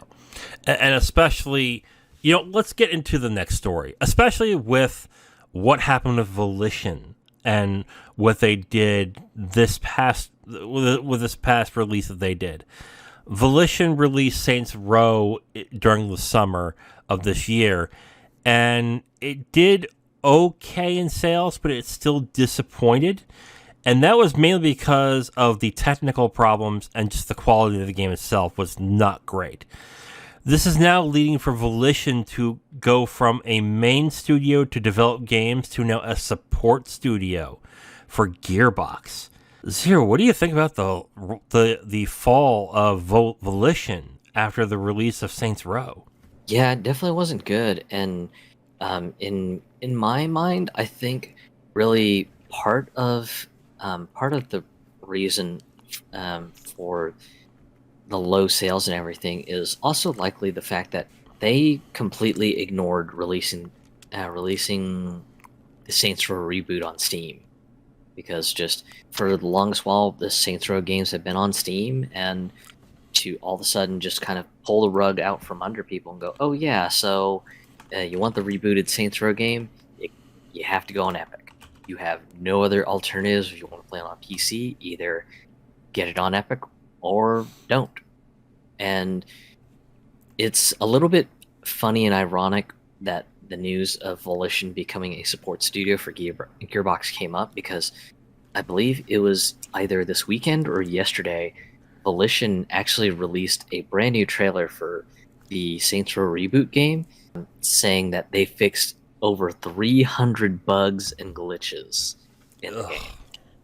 So, and I remember seeing the trailer and I was just like, I don't know if that's something you really want to be proud of. Yeah, you spent marketing money on saying, hey, we fixed it somewhat. Like, that's weird. I want to also point out that some of you might be saying, wow, they literally demoted the studio because of one bad game. No, they've had a few bad games in the past. I think the past few releases. Get Out of Hell did not do very well. It didn't. It got bad reviews, and I played it too, and I did not like it. Agents of Mayhem tanked. That did not do well at all. That was them trying to do a brand new game after Saints Row, and that tanked. And now that this game tanked, I can see why Embracer Group pretty much said, you know what? We're just going to take this away from you. And you can go help Gearbox make the new Borderlands. So hopefully that doesn't mean people are getting fired. But at this point, if I'm running or I'm in charge of these studios and they are constantly underperforming, yeah, I demote them too at this point. And it sucks. Like, I do feel bad for them to a certain extent, but even before Saints Row was coming out, like, people who were into Saints Row were not happy with the direction that it was going in. Yes, if you're going to reboot a game, you want to make it different in a way, but you need to still ground it into where it started. You can't make a Star Wars movie, reboot it, and not have Jedis, or you can't have the Sith or Rebels or whatever. You still need to make it Star Wars. You know what I'm saying? Yeah, and I think just with the reboot, they were trying way too hard to sort of try to go for the vibe that they were going for in Saints Row 1 and 2. 1 was kind of an okay first try. It wasn't perfect, but it was a good first try. 2 nailed the vibe of, hey, this is kind of like Grand Theft Auto, but a little bit more chill, a little bit more fun.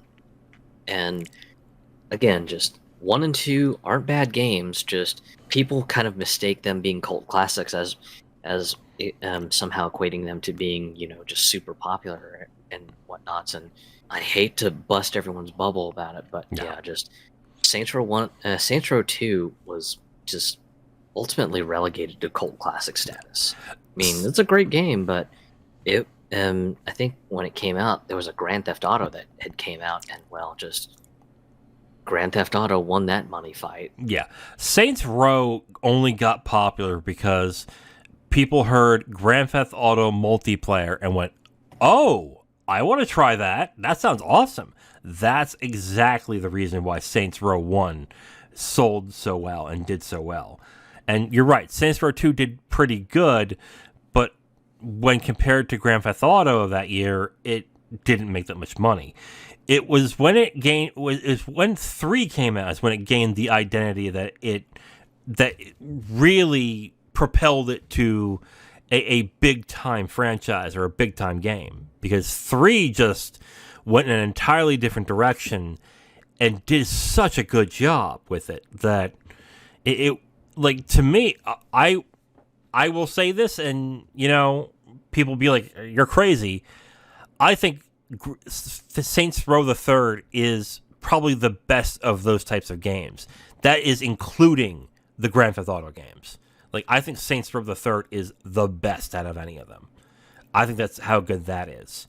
And then 4 went a slightly different direction, but stayed with the zaniness and the silliness. Saints Row seemed to try to say, like, "Oh, we're not going to do that part because that's problematic. So we're going to go for the younger audience that didn't like Saints Row in the first place." And then when they missed on that part, they also missed on the gameplay part. What do you got after that? Like, you have a stone cold bomb after that. So at this point, like I said, I agree with Embracer. It's time to relegate them to a certain extent. And if they're going to go back to Saints Row, I'd hate to say it, but I'd give it to somebody else. See what they would do with it. Next topic, Ubisoft announced that they're bringing their games back to Steam. Ubisoft has been slowly bringing their games back there for a good while now.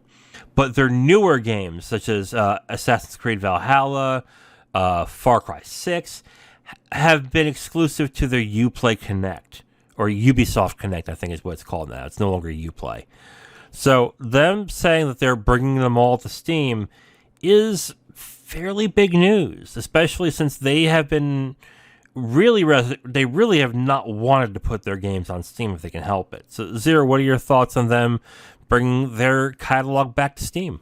I think it's a very similar move to what happened with EA a little while back, where EA had said, "Yeah, just we tried with our Origin store, and we just can't ignore the elephant in the room that Steam is the biggest and oldest online PC gaming store in the world. So, we got to go where the money is. So we need to start, pushing releases back on Steam." So I imagine that Ubisoft sort of had a similar situation where it's just kind of we can't ignore all the just gargantuan sales numbers on Steam.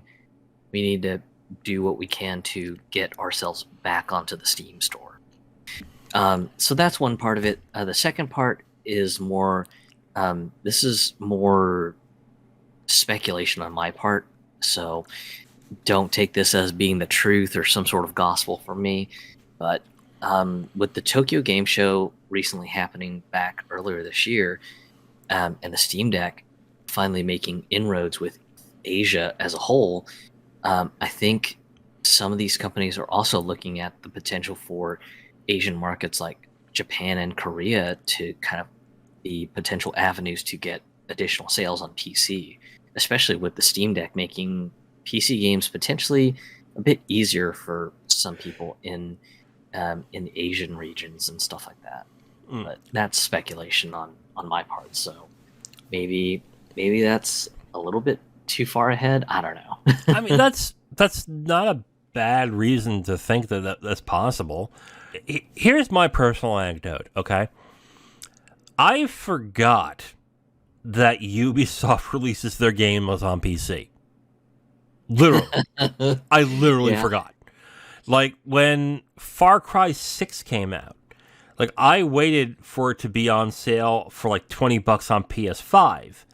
And the reason why, and this is terrible, but the reason why is like, well, it's not on Steam, so, I gotta get it on PS5, I guess. And then I finally realized, oh, wait a minute, there's Uplay. I completely forgot about Uplay. And, of course, I never bought it on I never bought it on PC because I already have it. But literally, I haven't been on Uplay or Ubisoft Connect in, I would say, a couple of years. Like, the last time I actually sat down, loaded up Uplay or Ubisoft Connect, was to play Assassin's Creed Origins on PC. And the only reason why I got Assassin's Creed Origins is because I got the Yeti microphone that came with it. That's it.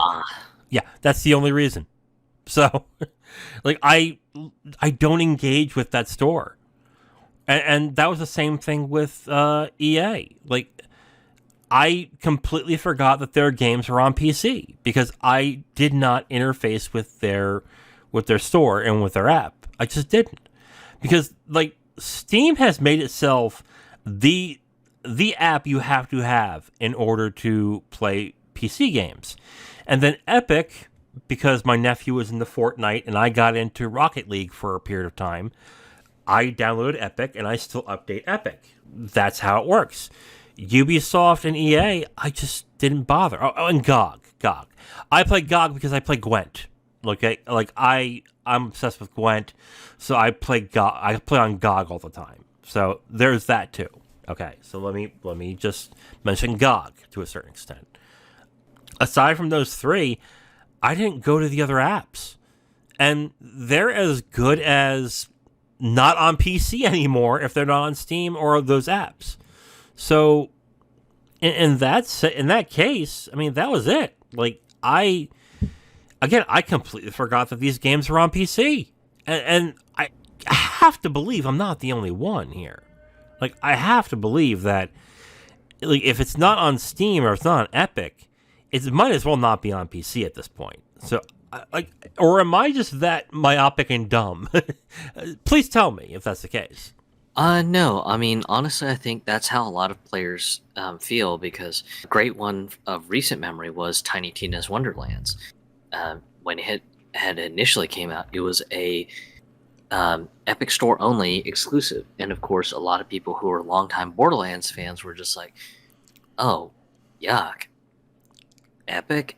No, fuck that. I'll wait until it hits Steam." And then, of course, Gearbox reported, it sold okay on Epic, but once the Epic contract is over, we're gonna go full bore and just drop it on Steam. And of course, the day they drop it on Steam, everyone just starts buying it up, going, "Yes, more Borderlands," and it's on Steam. Yes, best day ever, and it just kind of takes off. And unfortunately, this problem has been, in my opinion, exacerbated further with the Steam Deck, because one of our friends on the Discord server, she said it best. I like playing on my Steam Deck, and effectively, if it's not on Steam, then it's basically invisible to me at this point, because I'd rather play stuff on my Steam Deck than get set up on my gaming laptop and then have to try to find a comfortable place to set up my gaming laptop just to play a game. And in regards to Epic and Borderlands, the only time I bought Borderlands 3 on Epic, but only because of a coupon, plus it was on sale, so I got it for like a very cheap price. That was the only time I bought it. That's the only reason why I bought that game on Epic. So that's the weird thing about the whole Epic Steam thing, is that I would think if you were pissed off enough with it being on Epic, that you wouldn't even buy it on Steam, because you would be angry enough to say, all right, then if you're not going to release it on Steam, then I'm likely going to forget about it. you know? But that's not what the case of what happens. They get the money from Epic, they do their all right sales, and then 6 months later they go on Steam and they kill it, which is not the right. To me, that's like a lesson to that company to say we should do that more often. We should get the money from Epic, wait 6 months, go to Steam, and get more money. Like that would be my business tactic at that point. But yeah, like in regards to Ubisoft, this is the right move. They don't give out sales numbers specifically to what they make on PC, but I can imagine that it's gone downhill since they went exclusive to Uplay. And I think the Division 2 is exclusive to Epic as well, if I'm correct, if I'm right on that. I believe so. So yeah, at this point, what do you do? That's really the only option you have. So yeah, it's a smart move on that point, and I guess what's going to happen now is that the main two PC competitors are going to be Steam and Epic. I don't think Epic is going to be able to get exclusives, forever exclusives for games anymore. It's all going to be timed, so this will be the thing that they'll have to keep doing. So, but other than that, I think it's a good move on Ubisoft to put them back on Steam. It's really where everyone is, so I don't understand why they gated it off anyway. To the point about Epic and the exclusives, since Epic does have quite a large stake of its company tied up from Tencent owning them, with the Chinese Communist Party cracking down on tech companies, including Tencent, Epic's war chest of infinite money is eventually going to stop. Yeah. Especially if the Chinese Communist Party decides to crack down even harder on Tencent. And when that happens, it'll be real interesting to see if stores like Epic can maintain the momentum that they've had for a good number of years now.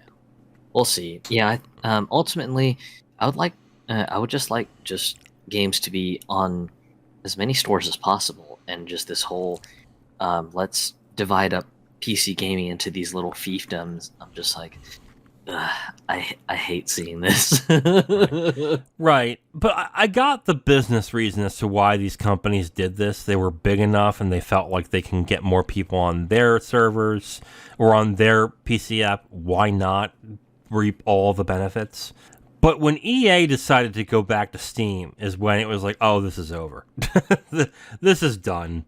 And I think this is the last nail in the coffin. Like, Rockstar, I believe, also stopped doing it. Where are the other companies that put their games on their own company's apps? I mean, Bethesda, yeah, they did too. Activision stopped as well. I wouldn't be surprised to see Blizzard on Steam when and if the Microsoft thing happens and it gets approved. Like, I can see that definitely happening. Hell, honestly, I think Game Pass is coming to Steam within another year or so. Oh, yeah, I wouldn't doubt it. Yeah. So, it's going to come down to it being Steam versus Epic. And, yeah, which, fine. Whatever. That's fine. It was just a bad move in the end for Ubisoft to gate their games away, because they didn't have... I can't even think of one game where I would have felt compelled to download Ubisoft Connect just to play a Ubisoft game. Like, I can't even think of one. Can you? For a little while, For Honor required you to have the Ubisoft. That's true. I know one game that did have a bit of a controversial history recently for something else did require it, and that was Might and Magic X. That one did require you to launch the Uplay Connect app in order to have it ping the Ubisoft DRM servers. I think some of the Anno games have actually required you to launch the app and everything for authentication reasons. Right. And that's an annoying thing too. Like, why do you need to have a DRM connected to Ubisoft when you're on Steam. But okay, anyway. But yeah, like that's the one thing that, like, with EA, I kind of understood to a certain extent, because they had games on there like Battlefield and Battlefront. If you really want to play those games, and there's a lot of PC players who want to play Battlefield, they'll go to get that app to play it. I just didn't see, like, does Assassin's Creed sell really well on PC? I don't think so. I think it sells much better on console. Like, I don't see any game on there where I would look at that and go, oh yeah, PC players would definitely go to Ubisoft Connect to play that. Like, I don't see one. I think once and when Valhalla comes out on PC, I think a ton of people will buy it on Steam. So, yeah. All right, Zero, so we are at the end of the episode, but before we go, Zero, I have a question for you. All right. All right. Zero, it was announced that the 20th anniversary happened this past week for Xbox Live. For those of you who are too young to remember, Xbox Live was a revolutionary system that happened on the original Xbox 20 years, good Lord, 20 years ago. Wow, that is crazy. And I remember it specifically because it came with Pac-Man. And I was like, cool, Pac-Man. But Xbox Live didn't make it big until I think Halo 2 came out. And the multiplayer on that was huge on that. So here's my question, Zero. What is your fondest memory, or the thing that you think about when you think about Xbox Live in the past 20 years? It'll be a little bit interesting for me to say this, but I actually didn't get on Xbox Live until the Xbox 360 era. Okay. Mostly because just the short time that I did have one of the original Xboxes, didn't simply have the money to subscribe and connect online to go play games and stuff. But unfortunately, soon after I got my Xbox, it was fried by a lightning strike that caused a power surge in my parents' house. Wow. And I was just like, okay, well, I guess I'll trade all my crap in and get a PS2. My first memory, this is going to sound stupid.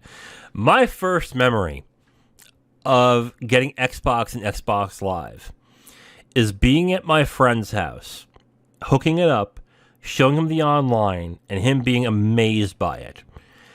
And we go on to NHL 2K. I remember this specifically. And we go against somebody, and all we're doing is griefing the guy.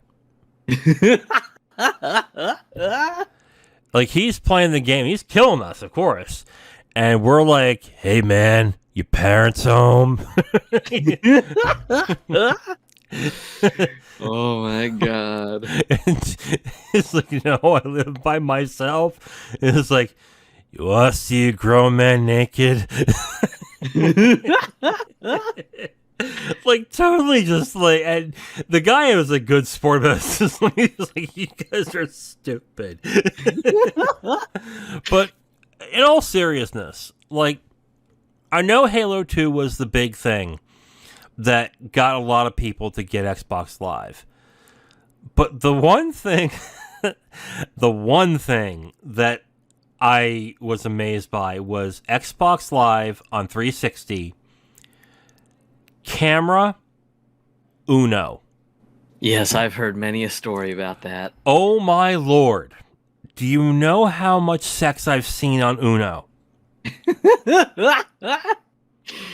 I have heard the forum stories. Or how many people that I've seen smoking weed while playing Uno. There was one time that I was playing Uno, and you know what? Actually, I'm not going to say this because this is kind of disgusting. I'll tell you off this because it's disgusting. But there was some wild things I saw on there. Like, I was like, Jesus fucking Christ, this is crazy. But that I think is my fondest memory. Now, Xbox Live is not the Wild West it used to be. And that's the thing about Xbox Live. It was crazy back then. Like, especially 360 era. Like, it was nuts. Like, they let you get away with anything in that. Like, I remember stories where people would do drug deals on Uno.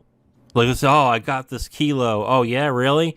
Okay, meet me here and here. And they would actually do drug deals through this. And it took a while for the feds to figure out what was going on, essentially. That was nuts, man. Oh, and 1 versus 100. Oh, my Lord. Remember 1 versus 100? Yeah, I remember that one. Oh, my God. That was crazy, too. Yeah, like, Xbox Live really changed a lot of what gaming is now. And like I mentioned in the beginning of the episode, I wouldn't have known games like Carcassonne or Catan or played games like Pac-Man Championship Edition, one of my favorite games of all time, like without Xbox Live. And that's another thing that Xbox Live did well, is the arcade. All these mini, like small games for like $10-15 that were fantastic games. I got a lot of fond memories on this, but of course the fondest ones of me griefing people and seeing tits on Uno. Those are the things that I will sit down with my grandkids and go, do you know I saw tits when I was playing Uno on Xbox Live? Like, Grandpa, no, I don't want to hear about it. Yeah, for me, it was my pharmacist that I worked with back when I was in the healthcare industry as a pharmacy technician.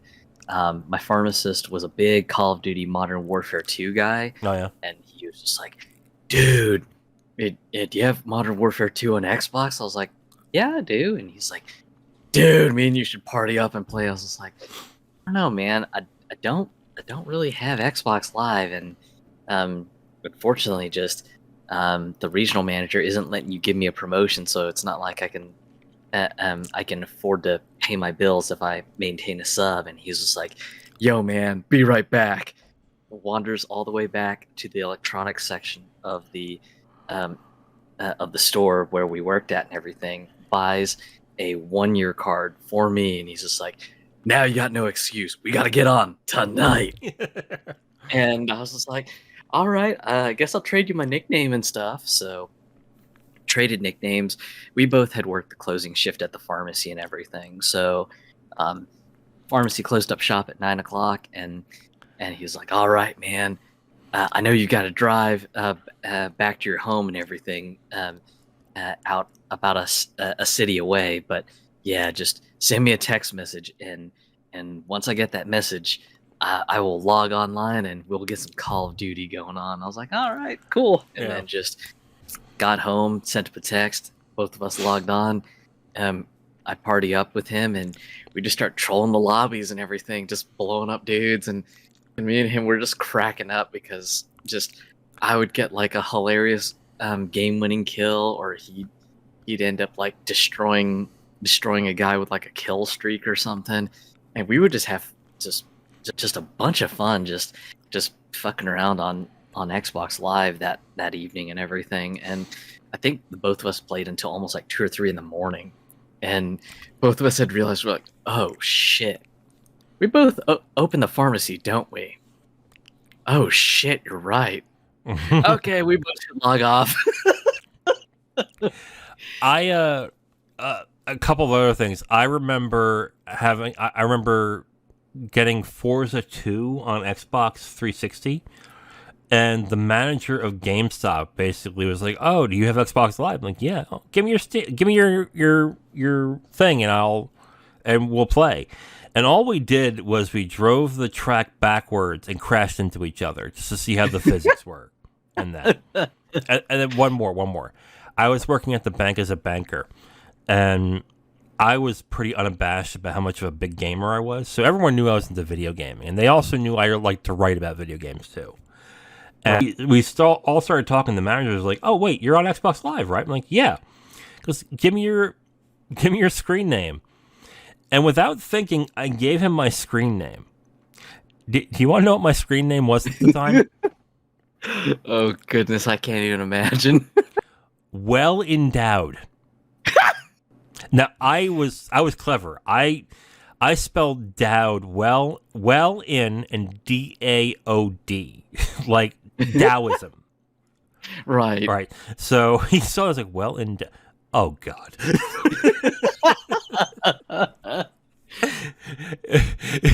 he never gave me a screen name. Like after a week, I'm like, yo, dude. I'm like, hey, are you gonna like? I asked him like, are you gonna follow me on Xbox so we can play? He's like, dude, I can't friend you with that friends request. My wife will think I'm into things I'm not. I'm not supposed to be into. I'm like, oh, sorry. But yeah, just some fun memories. And of course, it's mostly me griefing and being an idiot. But that was like the beauty of Xbox Live. Now you can't do that. Now there is heavy moderation, for good reason, of course. But there's heavy moderation as to what you can do in there. So, and as I've gotten older, I'm not as clever with my screen names. And plus, I have a nephew who's on my Xbox a lot, and if he took a look at like some of my past screen names, I have to explain with him like my old screen names and be like, why? Like, because I have like my PSN name is what it was in the beginning, and I just don't want to change because I don't want to lose any of the games I have.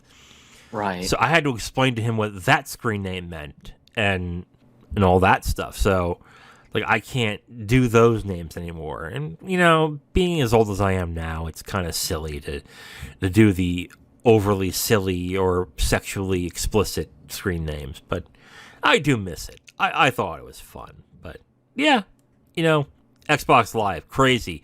20 years of it though. I did not realize that until it was announced. But wow, 20 years of Xbox Live. And to kind of cap that off, Hyperkin has announced that they'll be remaking the original Xbox 360 controller for PC, Xbox One, and Xbox Series X. The only downside is that it's going to be wired. It will not be wireless. Yeah, the wired thing sucks. I play on a monitor, so I don't care. It doesn't bother me too much. My question is, who's really nostalgic for the Xbox 360 controller? Like, what have been the differences between the Xbox 360, Xbox One, and Xbox Series X? Slight differences. Like, maybe the curvature on the top of the Xbox 360 controller is different from the other two. Otherwise, they're essentially the same controller. Like, and this is me. I don't get the nostalgia for playing like maybe playing games on old hardware, fine, but the old controllers, I mean, they're outdated for a reason. Like, they're just not comfortable. Like, especially with my hands, I cannot see myself playing an old Super NES game on an old Super NES controller. I would need an Xbox One controller. I would need it because those controllers are just not comfortable to hold anymore. So nostalgia only goes so far with me. Like, yeah, give me the old game for me to play, but please make it comfortable to play. Like, I don't want to, like, play with the old NES controller where you have to really mash the button in order to actually get to work. No, I don't want to do that. Like, give me a 360 controller, I'll figure it out. Thank you. Like, whatever. Or give me the Xbox One controller. But I don't see who's nostalgic for the Xbox 360 controller. Do you feel the same way? The 360 controller was okay. Yeah. But for me, just the peak of the Xbox controller designs was really just the Xbox One and the Xbox Series controllers now. And, yeah. I say this as a person who owns the Special Edition Titanfall controller and the 20th anniversary Xbox controller that was released sometime last year, and then also as a person who owns two Xbox Elite controllers, both a version 1 and a version 2. So yeah, just really, really love the Xbox controller designs, but I guess my hands are kind of on the small side because my Analog Super NT, I actually have some Bluetooth 8-bit-do replicas of the Super Nintendo controllers, and they still feel comfortable to me. Well, the 8-bit-do ones aren't bad. I have a wired version of the 8-bit-do Super NES controllers, but even when I play with that, my hands get cramped and they just feel uncomfortable after a certain amount of time. It still plays very well with like 2D games, but after a while, I'm like, I really miss having the feel of the Xbox One controllers. Like, I prefer that. And they started making the Super NES controllers with those handles, Yep. which I didn't buy. So I was like, okay, those are cool, but do I really want it? Not really. So whatever. But to me, at least, there's a reason why they innovate those controllers because of the comfort and just how they feel in the hand, and how they work. Like, to me, that makes sense. Why go backwards at that point? Like, I have no problem playing an NES game on an Xbox controller. I have zero problem with that. Or on a PlayStation controller. Like, I don't care. Like, if you're nostalgic for it and you like it, fine. I have no beef with you. I just don't get it. Because there's a reason why the controllers have improved. Because they just feel better. And I would rather feel good while playing the game and not having my hand cramp than to just play it as it used to be. Like, there's a reason why things have improved in that space. So that's just me. It'll be interesting to see how the future of online console gaming evolves further on. I think Riot and Ubisoft recently announced that they'll be doing a coalition partnership to monitor online game communications to help filter out toxicity, which is one of the next steps forward in online gaming. So Yeah. we'll see how either effective or useless that'll be. Oh, yeah. Probably fairly useless. All right, well, we're at the end of this episode of the Capital Games Podcast. Tune in next week till we talk about the going-ons and happenings of the video game industry. I am The Wiz. And I'm Zero. And we'll talk to you next week. Bye.